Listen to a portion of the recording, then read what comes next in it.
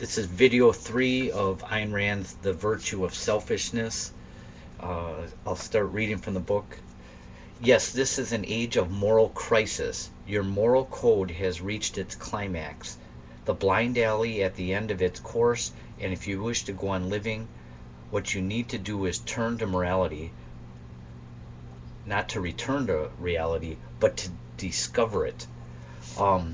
She believed in a high moral code, and she also believed that philosophy was the highest discipline. She really believed in science as well, but philosophy is at the foundation of how political philosophies are built. And so we've turned against that. Now it's all politicians, corruption, altruism, indoctrination, and because our society, she predicted, and this is back in 1950s, since we've turned away from the highest moral code and the self-interest of all of the individuals with freedom and private property rights, she predicted the downfall of Western society. What is morality or ethics? It is a code of values to guide man's choices and actions, the choices and actions that determine the purpose and course of his life.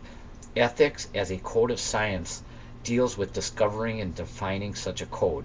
The first question that has to be answered as a precondition of any attempt to define, to judge, or to accept any system of ethics is, why does man need a code of values? Let me stress this. The first question is not, what particular code of values should man accept? The first question is, does man need values at all, and why?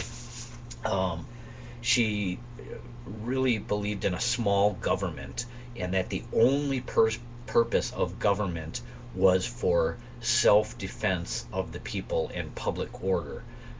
That there should be no other restrictions on capitalism, on freedom, on private property, and government should be limited almost in its entirety. As a matter of fact, I don't believe she did not believe in any taxation, any coerced taxation or coerced altruism. She did not believe in.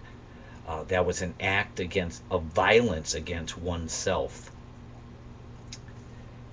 Is the concept of value of good or evil an arbitrary human invention, unrelated to, underived from, and unsupported by any facts of reality? Or is it based on a metaphysical fact, on an unalterable condition of man's existence? I use the word metaphysical to mean that which pertains to reality, to the nature of things, to existence, to the real world. Does an arbitrary human convention, a mere custom, decree that man must guide his actions by a set of principles? Or is there the fact of reality that demands it? Is ethics the province of whims, of personal emotions, social edicts, and mystic revelations, or is it the province of reason?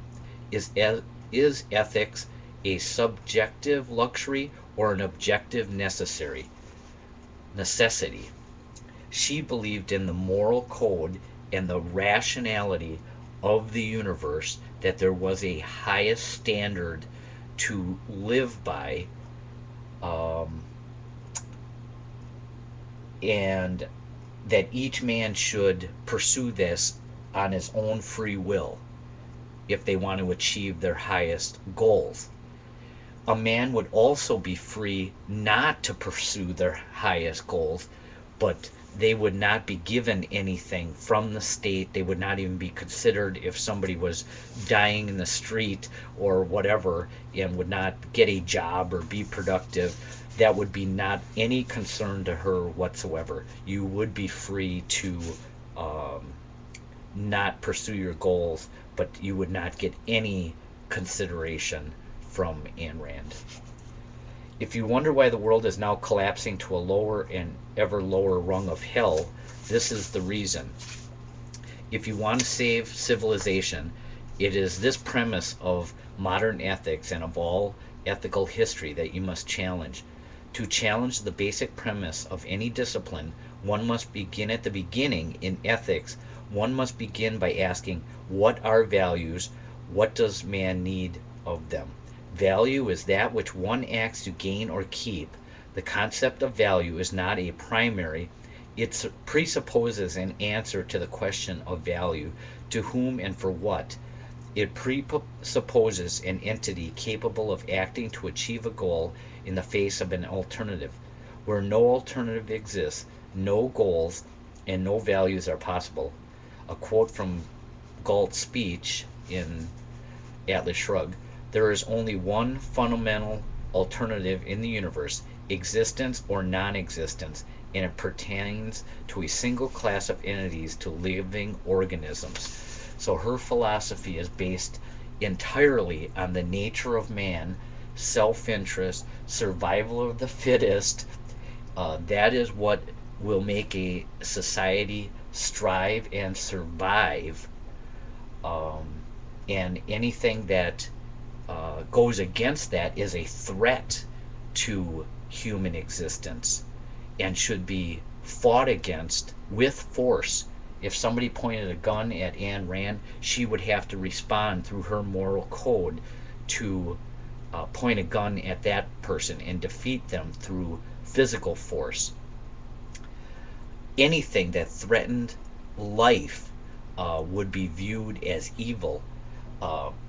She may even take the fact that one has to die, a threat to one's life, as an evil, and that science should pursue every available means to prolong life and to fight against any of those threats against life. An organism's life is its standard of value. That's critical. Just man's life on earth and achievement on earth is an ends in itself. There's no heaven to worry about. There's no other standard. Man's life is the standard of value to judge everything by. That which furthers its life is the good, and that which threatens it is evil. Without an ultimate goal or end, there can be no lesser goal or means. A series of means going off into an infinite progression toward a non-existent end is a metaphysical and epistemological impossibility. So this thought of God and heaven and all of that towards unprovable, non-existent entities has no value and really is evil to her way of thinking of realism, because it is detrimental to one's real production happiness on earth.